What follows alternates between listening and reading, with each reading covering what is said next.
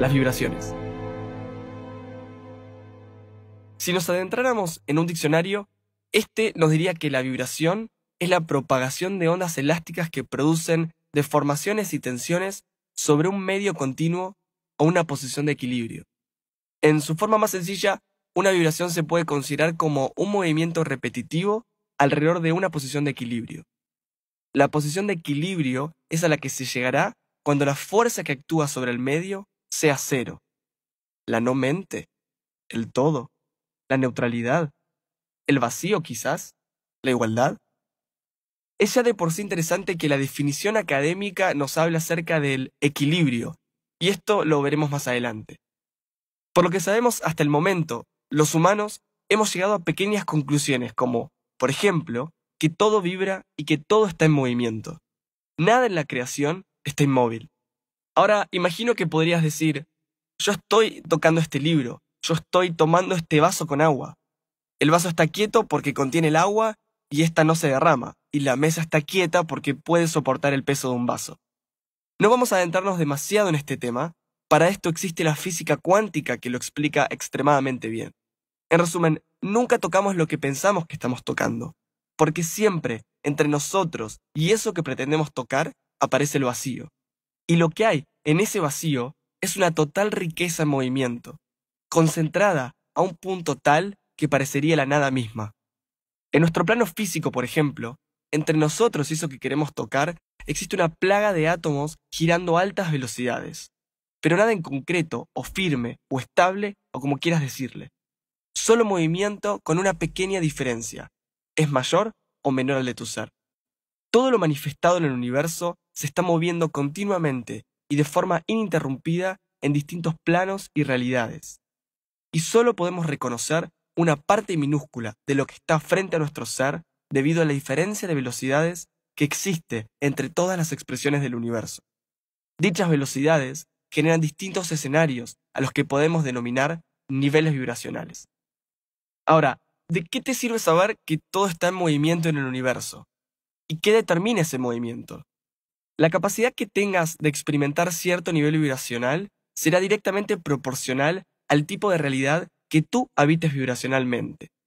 Es decir, en qué velocidad determinada se encuentre moviéndose tu ser. Si te mueves muy rápido, podrás vivir en un mundo donde veas o percibas más allá de lo que el ojo humano es capaz de ver o reconocer. Y si te mueves muy lento, quizás puedas vivir en otro mundo de emociones intensas.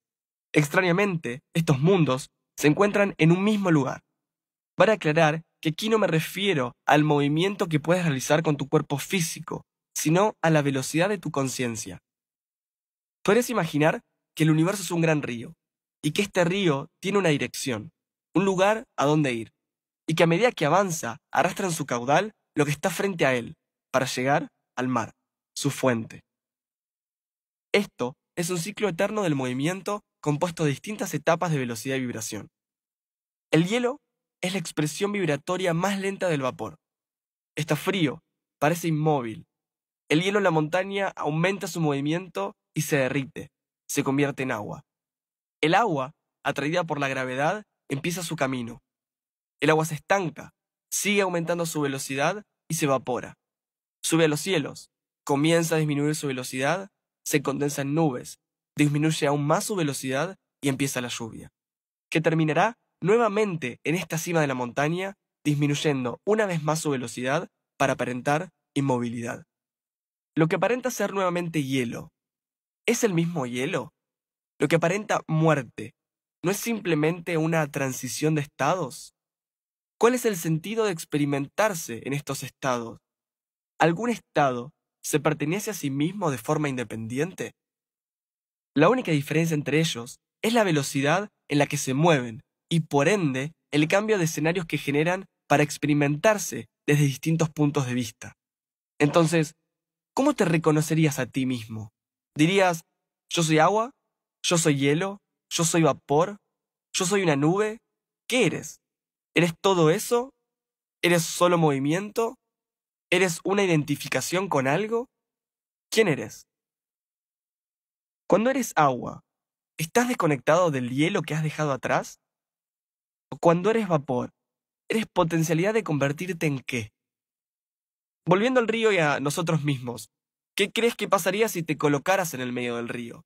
¿Acaso irías con la corriente o serías capaz de frenarla? Este es uno de los conceptos interesantes que nos introduce al concepto de sufrimiento. Como seres humanos, buscamos la continua seguridad, dado que no confiamos en que seguro pasará lo que tenga que pasar. Y la ilusión de seguridad viene con la ilusión de control. Así, vivimos expresando una creencia que es contraria a la que la naturaleza nos enseña. Y es precisamente creer que todo está hecho para mantenerse en orden, tal y como está. Tengo hijos, un trabajo, educación. Quiero que todo se mantenga de esta forma porque así me encuentro bien, así he encontrado mi paz. Así todo funciona correctamente. ¿Para quién? ¿Con qué fin? ¿Y cómo podría esto mantenerse si precisamente todo esto está en movimiento? Si así no fuera, párate en medio de la calle a detener la muerte. Y aquí es donde vienen las crisis. Las crisis tienen muchas formas. Vienen con el nombre de angustia, depresión, aislamiento, enfermedades físicas como el cáncer, un simple resfriado, la pérdida de un trabajo o un ser querido, el no alcanzar eso que estás buscando o ni siquiera saber qué buscas.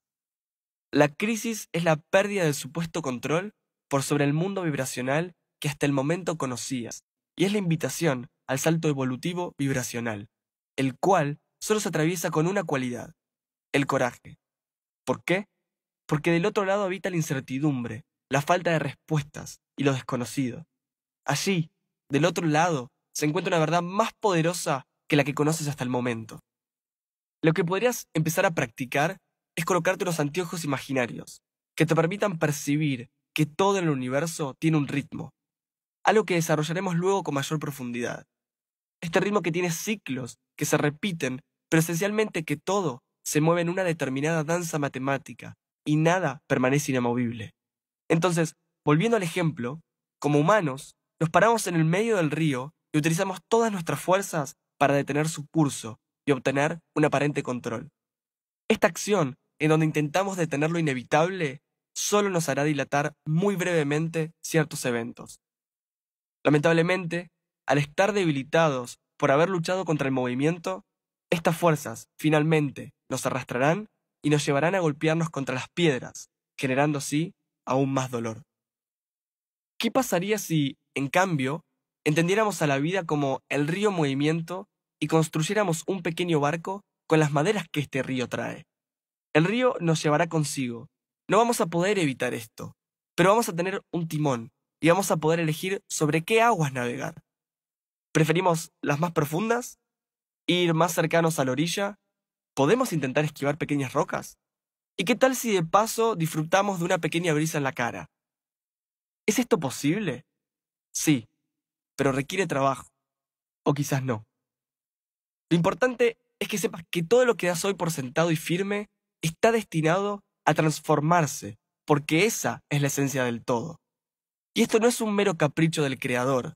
Esto tiene un sentido profundo de crecimiento. Si observas tu vida, te vas a poder dar cuenta que siempre buscas estar mejor. Una vez que alcanzas un estado, enseguida quieres saltar a otro estado. Y esto no tiene que ver únicamente con la ambición o el ego. Tiene que ver con un sentido innato de evolución. Uno quiere ser mejor. En el fondo, uno quiere abarcar más porque la información primaria nos dice que debemos integrar cuanto más podamos. El movimiento continuo del universo hace que el universo mismo quiera saltar hacia un estado superior. Y para eso, tienes que vibrar en lo que ese universo necesite. Debemos ser un aporte y no un estorbo. Dado que el universo es una extensión tuya, no quieres estorbarte en tu propia creación, sino integrarte a ella. Entonces, lo que hemos aprendido principalmente de esto es que cualquier tipo de deseo personal que tengamos de permanecer rígidos o inflexibles con respecto a lo que creemos, lo que sentimos o incluso a lo que hemos construido, nos conducirá solo a un destino, la crisis. Esta crisis, a su vez, nos llevará al sufrimiento, aquel que te hace pensar por algunos momentos que todo esto carece de sentido y vuelve a empujarte al ¿por qué? ¿Por qué me sucede esto a mí? ¿Por qué yo? ¿Por qué siempre repito el mismo acto? ¿Por qué sucede esto en el mundo? Esta forma de preguntar, utilizando el por qué, es de por sí un cuestionamiento realizado para nunca ser respondido. Y esto lo veremos luego. La rigidez es el intento de parar la corriente del río en donde el agua te terminará arrastrando. Y mientras más fuerza intentes aplicar contra ella, más fuerza aplicará ella sobre ti, solo con un fin bondadoso, el aprendizaje. Cada vez que enfrentes una crisis, pregúntate, ¿a qué estás intentando aferrarte? ¿Cuál es el estado vibracional, emocional o idea a la que deseas permanecer aferrado? Recuerda que nada te fue dado para siempre. Recuerda esto, porque la inacción ante una crisis resulta en que el universo tome las decisiones por ti, y el universo solo buscará practicidad, ahorrar energía y generar más experiencias. Solo que ahora será él quien determine las reglas. Recuerda que eres una célula dentro de un gran cuerpo con un destino en movimiento por recorrer.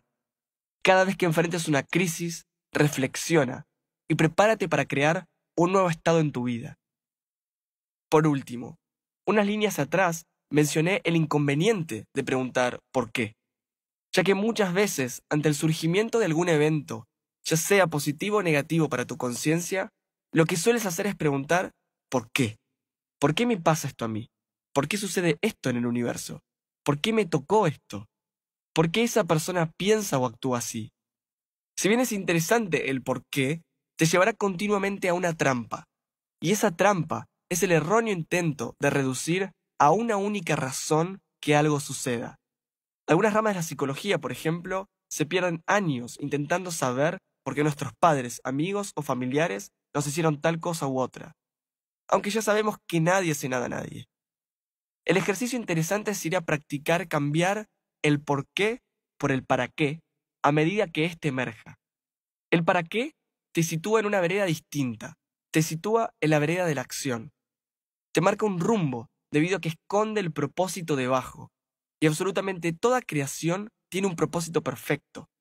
El único inconveniente es que, al no poder verlo o comprenderlo, sufres. El para qué mira hacia el futuro, mientras que el por qué mira hacia el pasado. El por qué te llevará infinitamente en un túnel de investigación e indagación en el cual nunca tocará fondo. Porque son tantas y tantas las razones que llevan a que algo suceda que nunca podrás reducirlo a un punto. Tampoco llegarás a comprender la totalidad del para qué, dada la mismísima inmensidad que se esconde detrás del por qué. Mas sí, te acercará al camino de la integración, en donde podrás comenzar a comprender el plan de para qué te sucede esto a ti, o para qué eliges esto para ti. Allí encontrarás el propósito y la razón de ser. ¿Por qué no intentarlo?